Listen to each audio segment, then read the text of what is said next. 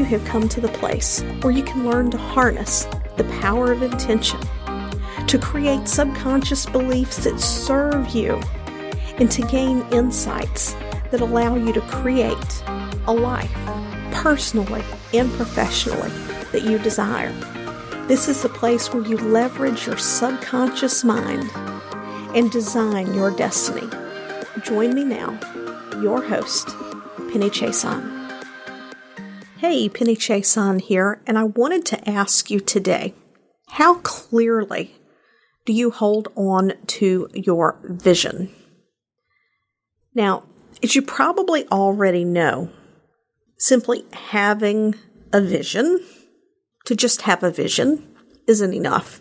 We've already talked about working from your vision, meaning changing the way that you think, take action, and look at challenges and situations from the standpoint of someone who's already accomplished what it is that you want, as opposed to someone who doesn't have that yet. Because the person who doesn't have that yet doesn't think the same way as the person who has it. And the person who doesn't have that yet may not be thinking in the right ways that are necessary to overcome the hurdles and challenges that are between point A and point B. If you're at point A and your vision is at point B, if you want to get to point B, you have to work as though you're already at point B. That was the whole piece around working from your vision. There's an entire podcast episode on that. We will link it in the show notes so that you can go back and listen to that. Today we're talking about holding on to your vision. When we hold to our vision, all that means is that we're keeping it in focus. Think about a teenage boy who is into cars. He wants some sort of a sports car. And one week it's this sports car, and the next week it's that sports car over there. And the color's changing, and the body style's changing, and the maker, and all of these things. He's like a kid in a candy store. He doesn't know what he wants. When we get that way with our vision, we will not get what we want either. As someone who believes in manifestation and that the energy, the vibration that we put out, the belief that we put out, the expectation that we put out of what we're going to receive, if we're constantly changing that expectation, it confuses the universe. And for those of you who don't believe in woo, let me put it another way for you. Our mind creates what we expect it to see. For example, a few years ago, when I moved to Mississippi, I wanted a new car. I had an 11-year-old vehicle. It was nice to not have a payment. But as I got a job that was 2 hours from my home, I wanted a newer vehicle that had a better ride and better gas mileage.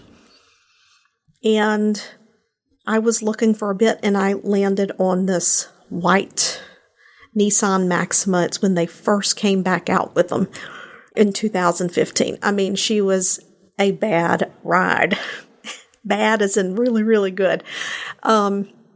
Anyway, after I got the car, I didn't notice so much, but my son says to me, "Geez, Mom, you got a white car." It's like that's all anybody drives in Mississippi is white cars.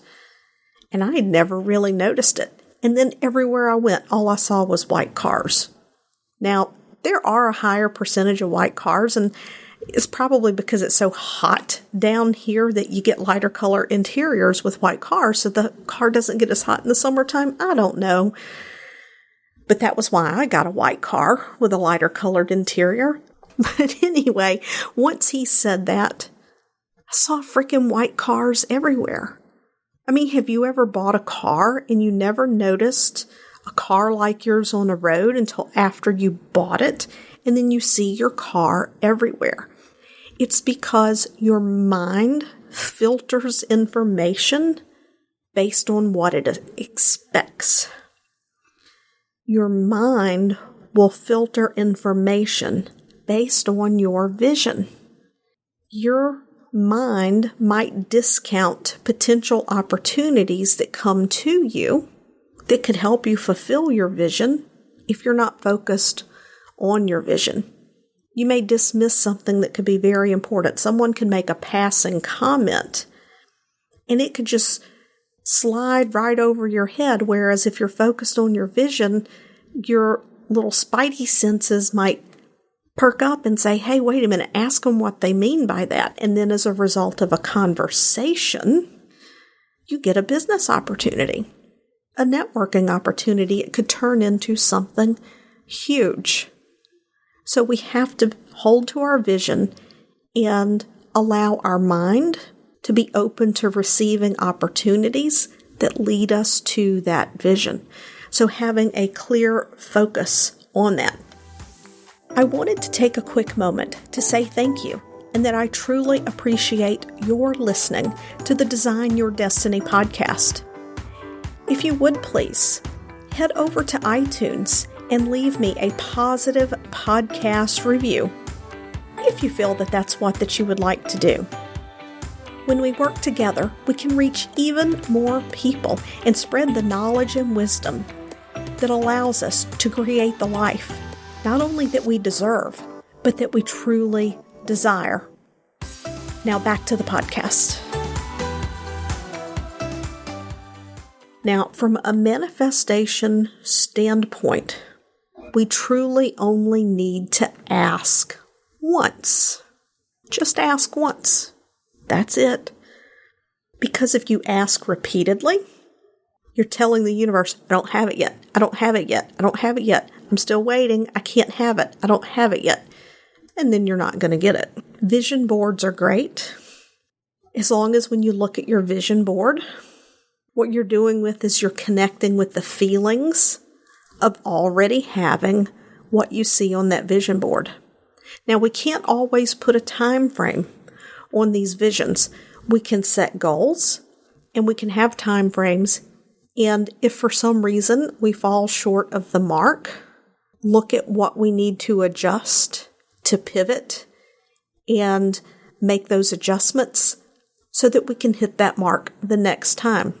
Now, I'm talking from a business perspective here, so if you're not in business, that may not feel right to you, but think about when you're saving money for something and you want to buy something, so you're putting the money aside so you can pay cash for it. And if you're not holding to your vision, and then someone comes along, it's like, hey, we want to go off to Chattanooga for the weekend. We can do this, we can do that. Do you want to go? If you're not holding to your vision, you could dip into your savings and take that money and go. And then you come back and you're like, oh, I wasn't able to buy my car by Christmas like I wanted. And it wasn't that you did anything wrong, but by not holding to your vision, you did something that was contrary to meeting your goal. Now, if you gave yourself permission to do that and you move the goalpost, well, that is your choice to do so at that point. The thing is that when we hold our vision, we're more likely to resist those temptations. So if you have a vision board, you are going to focus on the feeling that you already have it. You're just going to close your eyes and imagine what it feels like driving that sports car or laying out on that beach or putting on that bikini or whatever it is that's on your vision board. You're going to be in that place. And the truth is, you don't even need a vision board to do that. Just simply take a nice deep breath in, let it out, close your eyes, and spend 15, 20, 30, 60 seconds in your vision anytime during the day.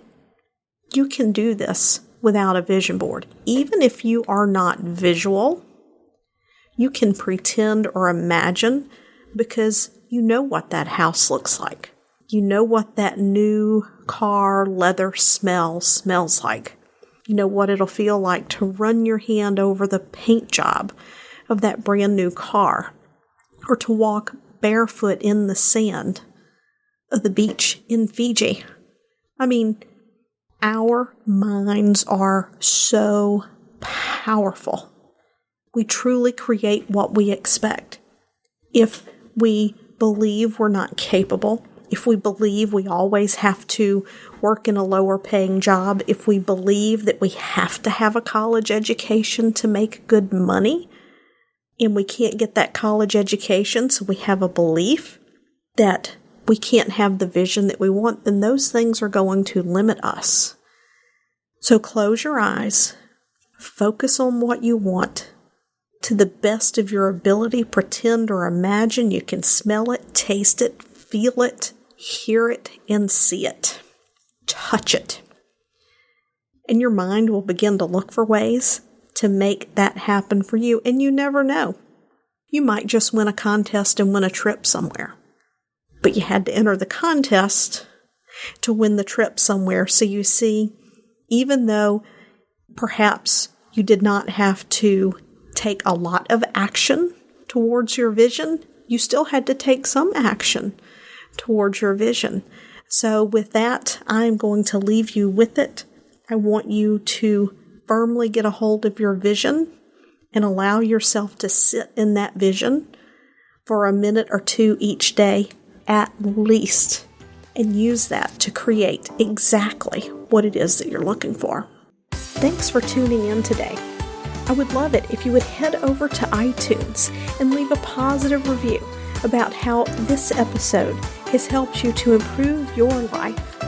When you leave a positive review, it helps us to reach even more people, helping them to change their lives, and that positive energy and vibration of sharing comes back to you as we spread the message of how you can use the power of intention, creating stronger subconscious beliefs, and raising our vibration to create the life that we desire, the one that we're here to truly live so that we can fulfill our purpose in life. Once again, thanks for tuning in, and I'll see you next time.